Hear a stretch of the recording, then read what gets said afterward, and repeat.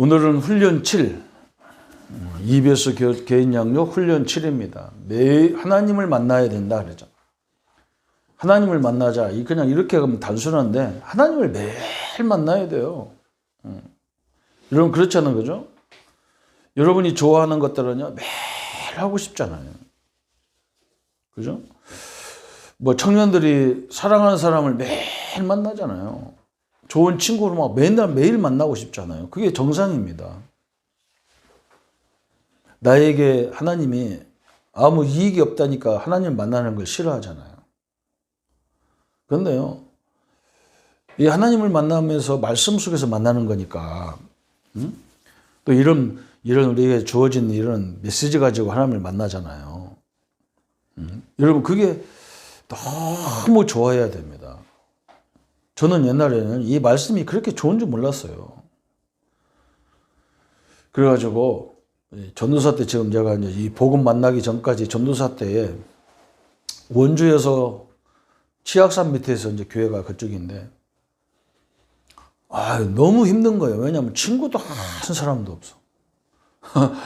친구도 하나도 없지, 아는 사람도 없지. 강원도, 충청도 사람이 강원도 가서 목회를 하려고 시작했으니까 아무도 아는 사람 없으니까 참 따분하더라고. 그래서 있는데, 이제 우리 동기 목사가 한 사람이 있었어요.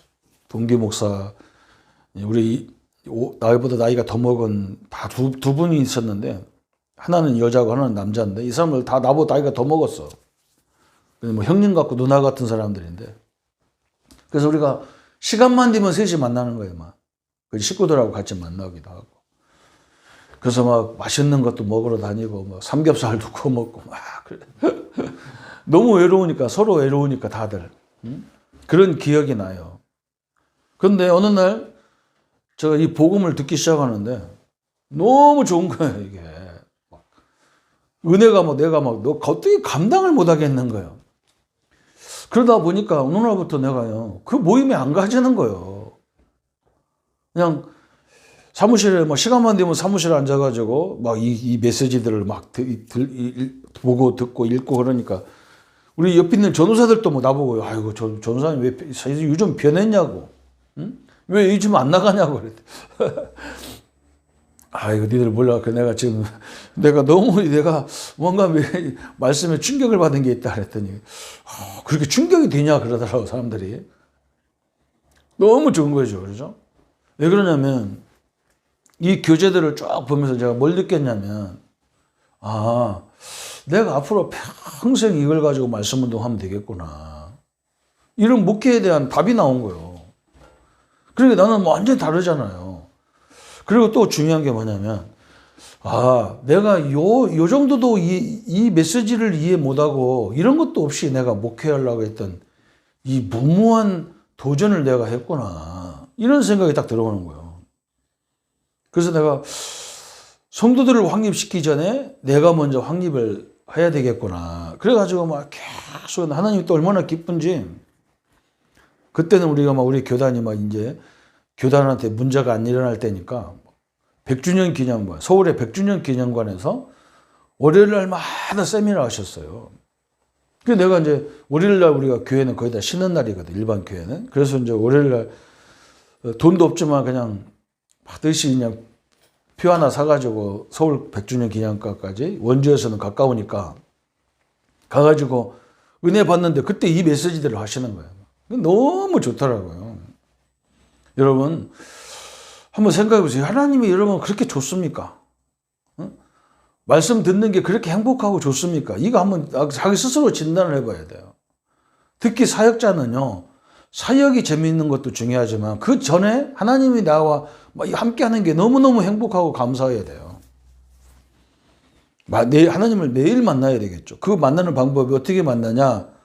첫 번째, 기도할 때 만난다. 그래서 6과에서 그게 설명했잖아요. 기도에 관한 약속들을 쭉, 예레미야 33장 2절부터 3절까지. 예레미야, 하나님이 그러잖아. 일을 행하는 것도 누구, 일을 지어 성취하는 것도 누구냐.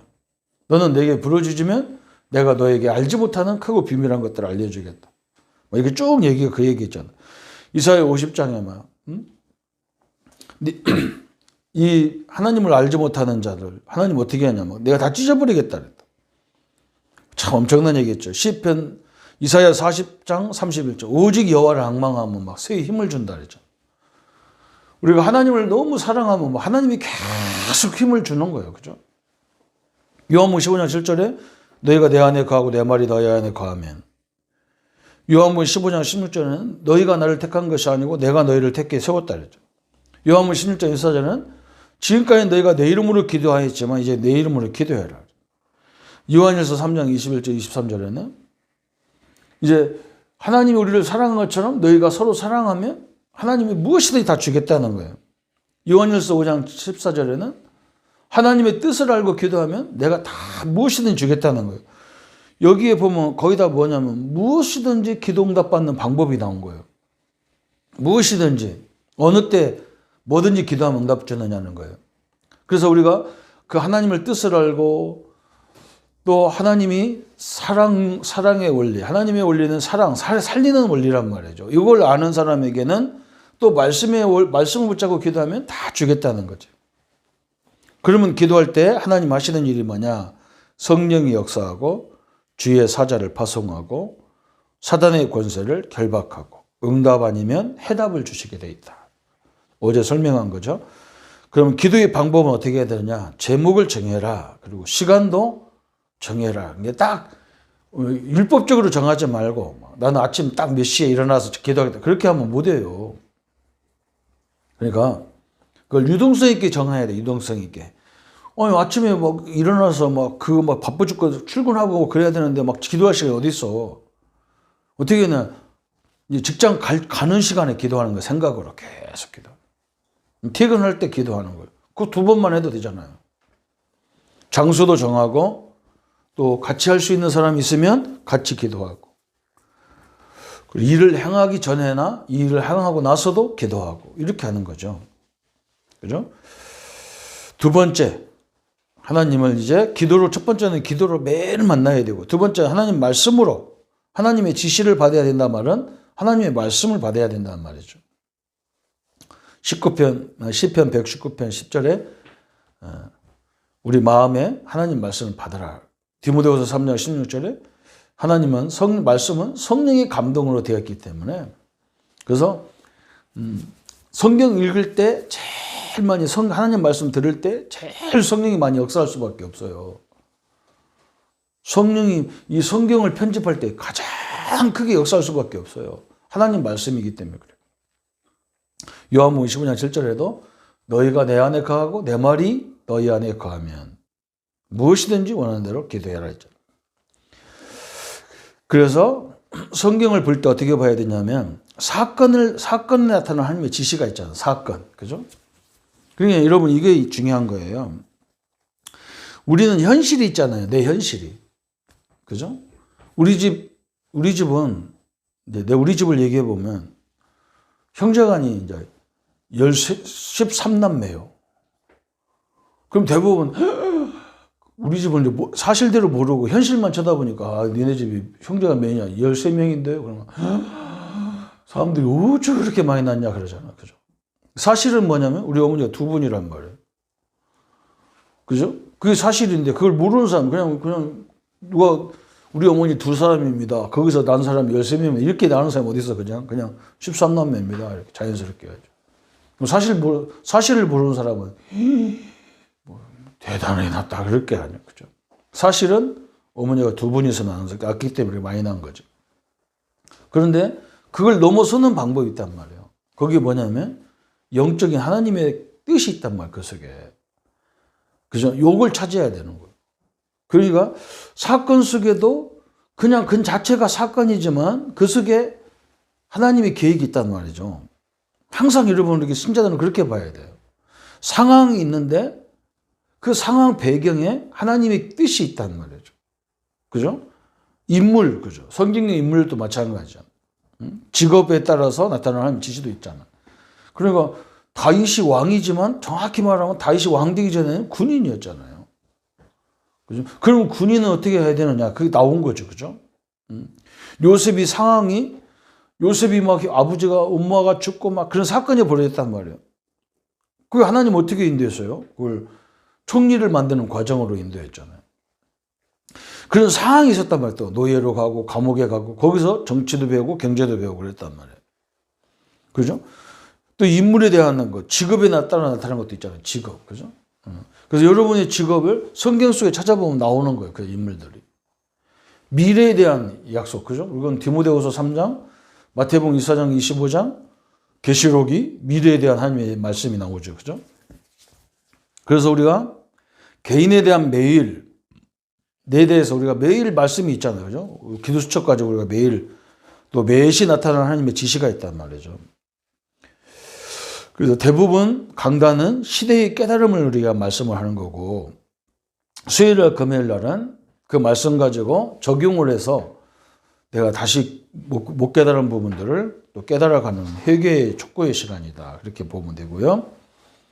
이제 개인적인 적용, 그게 큐티, 콰이어 타임이라 그래가지고 가장 좋은 시간에 말씀과 나를 한번 잘 비교해 보는 거예요. 이렇게. 그죠? 그걸 찾아내는 거예요. 이 말씀 속에서 내가 어떻게 이번 주는 어떤 삶을 살아야 되겠다. 이런 걸 찾는 거예요. 이렇게. 이게 콰이어 타임이라고 그러죠. 그죠? 지금 이제 일반 교회에서는 큐티라는 그런 것들을 많이 하고 있어요. 본문 읽어보면서 거기에 대해서 내가 어떻게 깨달음이 뭔가, 실천할 것이 뭔가, 또 남한테 설명해 줄 거 있다면 어떻게 해야 되느냐 이런 것들을 자꾸 찾아내는 거죠. 이렇게. 이게 복음을 모르고 하면은 그것도 율법적으로 늘 걸릴 수가 있어요. 큐티가. 복음 모르면 막 큐티가 나 이거 못 고쳐, 나 이거 모두 실천 못했네 해가면서 또 나는 왜 안 될까 막 이런단 말이야 또. 복음 모르면 또 그렇게 막 율법적으로 깨달아서 자기 스스로 막 좌절하고 그러는 거예요. 근데 우리는 복음 안에서 이렇게 차곡차곡 그래서 작은 것부터 실천하는 방법을 배워야 돼요. 작은 거. 큰 것부터 하면 못해요. 작은 것부터 이렇게 해야 돼요. 작은 거. 그래서 하나님을 매일 만나는 것을 우리 성도님들은 그걸 굉장히 행복하게 해야 돼요. 행복해야 돼요. 그게. 하나님 만나는 게 아니 누가 뭐 결혼을 사랑하는 사람을 만나는데 만날수록 지겹다. 그건 하나님 뜻 아니에요. 빨리 그만둬야 돼. 그죠? 만나고 막 또 보고 싶고 막 집에까지 바라다 줬는데 집 돌아서는 순간 또 보고 싶어서 막 그게 정상인 거죠. 그죠? 하나님을 그렇게 만나야 되는 거예요. 하나님을 무슨 뭐 옆집 구약시대 하나님 만나듯이 만나갖고는 안 되죠. 그죠? 예, 여러분 그 진단을 하셔서 이 하나님과 만남, 말씀과 함께 하는 시간. 그죠? 또 예수 이름으로 기도하는 시간이 최고 행복한 시간. 최고 감사한 시간이 되기를 예수님 이름으로 축복합니다. 예수님 감사합니다. 내가 가장 행복한 시간이 무슨 시간인지 우리 모든 성도님들이 하나님을 만나고 말씀으로 만나고 예수 이름으로 기도할 때 만나고 이 복음을 전할 때마다 또 증거할 때마다 들을 때마다 성령 하나님이 우리를 늘 만나는 것을 가장 행복하게 누릴 수 있는 성도가 되기를 원합니다. 그래서 사단은 우리를 건들 수가 없는 자리에, 그죠? 번접할 수 없는 하나님의 자녀로 사는 축복을 날마다 누리게 하여 주옵소서. 예수 그리스도 이름으로 기도합니다. 아멘.